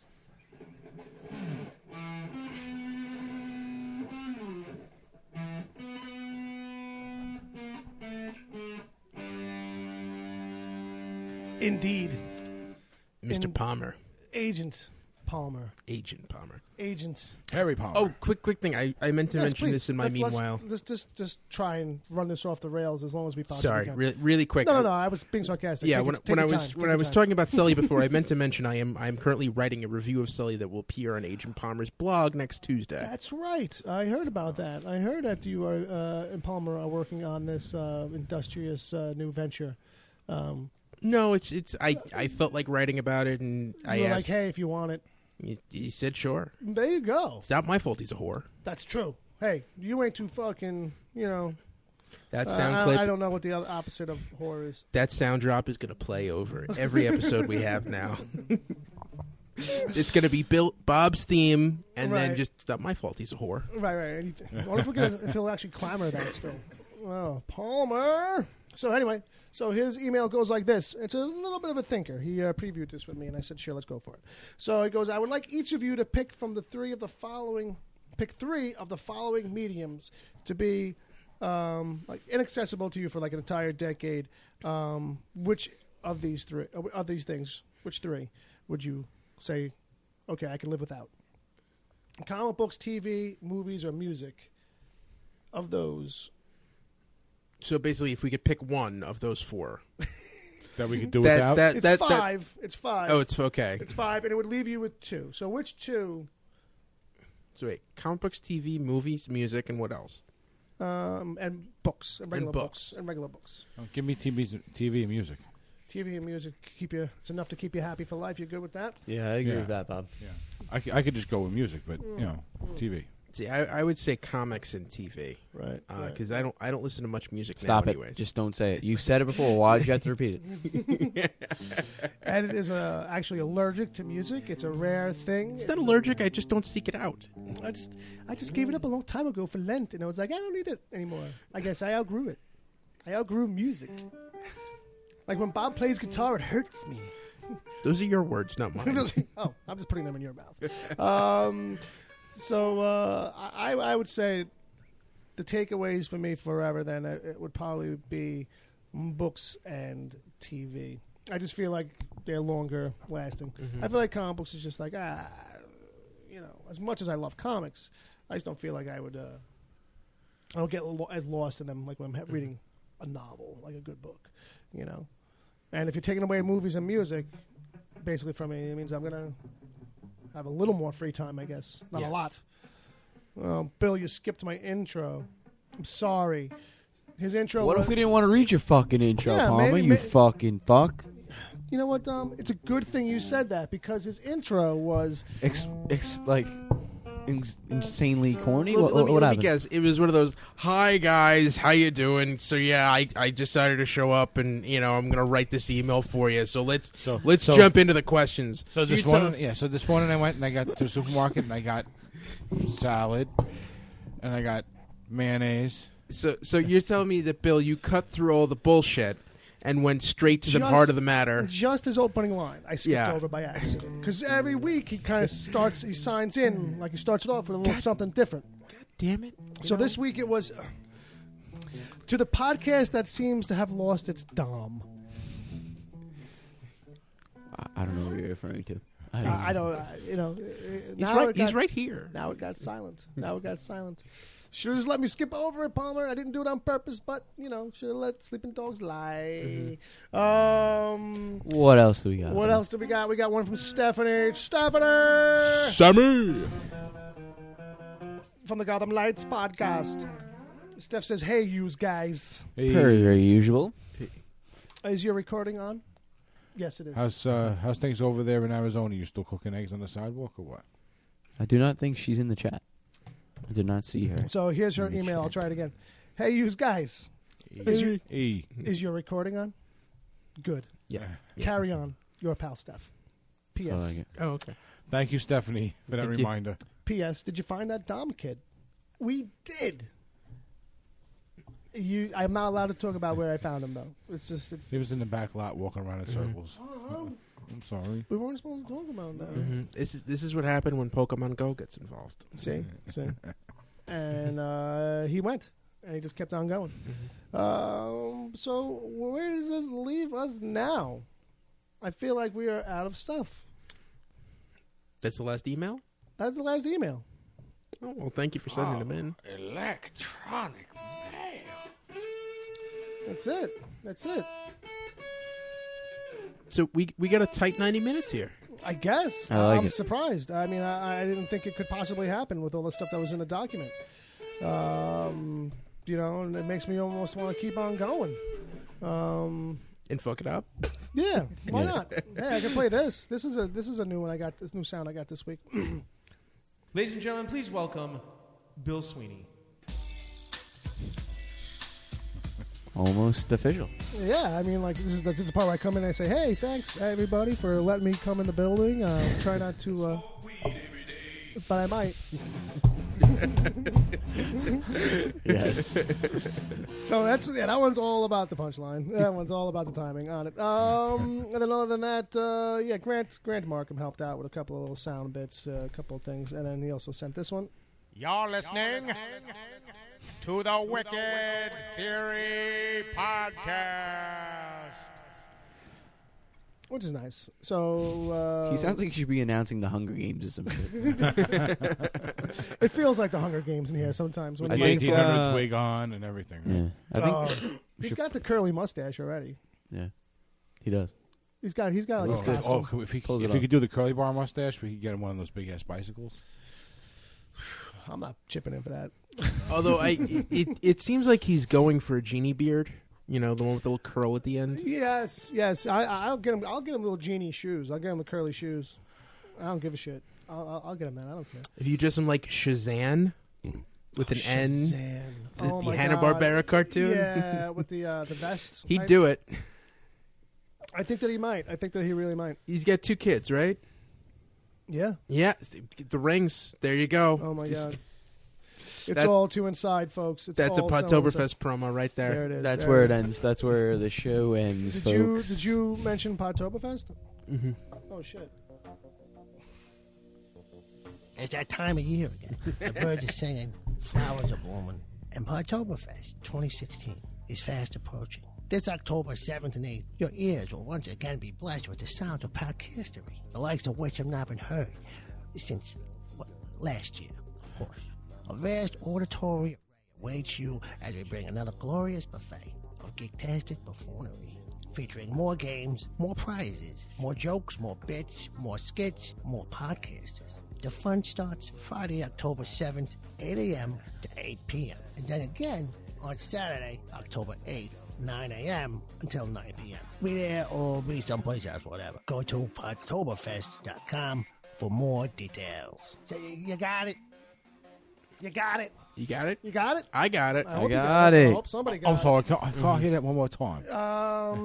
No, but we could play this one instead. You might like this one. This is one you haven't heard yet. That since it's the end of the episode, we can play it now. You have been listening to the Wicked Theory Podcast. Your host, Bill Sweeney, will be part of the upcoming Podtoberfest celebrations taking place this October 7th and 8th. Head on over to podtoberfest.com for details. This officialness is making me... Is it too much? It's weirding me out a little bit. When did this show get production value? I don't understand. Oh, the Mumra promo is coming. It's amazing what you could get from China these days. Yeah, the English on that was so good. But, so that's Paula from Tell Me Stories podcast. Well, listening to that, I understand now why I'm not part of the marketing team. Is that what it is? I couldn't have put that together. Is that what that means? Is that what that is? Well, that my idea is to do Shazam. Right. We're going to call back a cartoon from the 60s. That, like, nobody gets. Like, all right, yeah, sure. I get you. I see where you're going with that. I see what you're going with. I'll just stick to the writer's room. Fair enough. So, let's wrap it up, kids. That's Dom's heavy side. That means it's time to go home. No, I just read something that I did not... What? That I did not like. What, is it in the chat room? School-related. Don't check your emails. Yeah, basically. Well, Dom, if your roommate dies, you get an A for the term. That's what they say. That's a good thing. That's what they say. You get a curve. At the very least, you get a curve. So, you telling me you got a job for me? No, or I'm just do wondering I have a job for you? Wait, don't you live at home? I'm just telling you, if the email's you're saying that your roommate died, that's good news. Yeah, but he doesn't have a roommate. Oh, okay. Hey, it's college, I get it. Yeah. Sorry, I got distracted. Something shiny. So I think this is about the part where we thank everybody for coming into the chat and hanging out with us tonight. It was fun. Yeah, it's the last call for drinks, kids. Last call for down. It's over. I keep going to this empty coffee cup as if there's going to be more coffee in here. Like 12 times I've done that. You just need something else to wash out those Oreos. Oh, my God. Oh, Jesus Christ. Okay. Let's do it for real this time. All right, folks, we're going to wrap it up. All right, if you want to send us an email, send it to podcast@wickedtheory.com. Yep. I'm losing my voice. Yep. And where is everybody? Dom, where can people find you on the web? You guys can find me on Twitter. That's at Dom_Tory. My Twitter is currently... Under construction? Under construction. My account will still be there and everything, but I deleted the app off my phone for a bit. So, all right. I'll be back. I'll be just back. know that. I'll be back. Temporary hiatus of sorts. Yes. Ed, what about you? I am on Twitter at Edward O'Hare TBD. Oh, I remember that. How about you, Bob? At Bob WTPC. At BobWTPC.com or whatever's. And then... You are at Wicked Theory. That's on right. Twitter. That's right. That's right. People can listen to the show at wickedtheory.com. You can find episodes of the show on iTunes, Stitcher, Libsyn, YouTube. You can find it on bus stops and at like bodegas, probably, or maybe just a sticker outside. You'll see it. Maybe. All right, and then that's it. And then next week, maybe some Mumra questions for folks. Yeah. The kids seem to like that. The kids do. The kids do. All right, so let's hold on a second.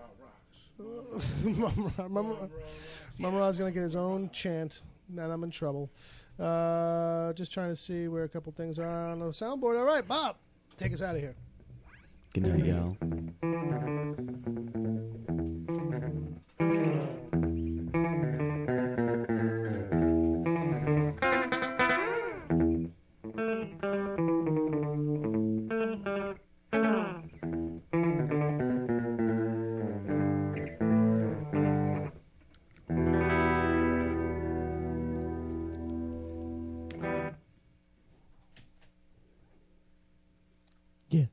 I forgot.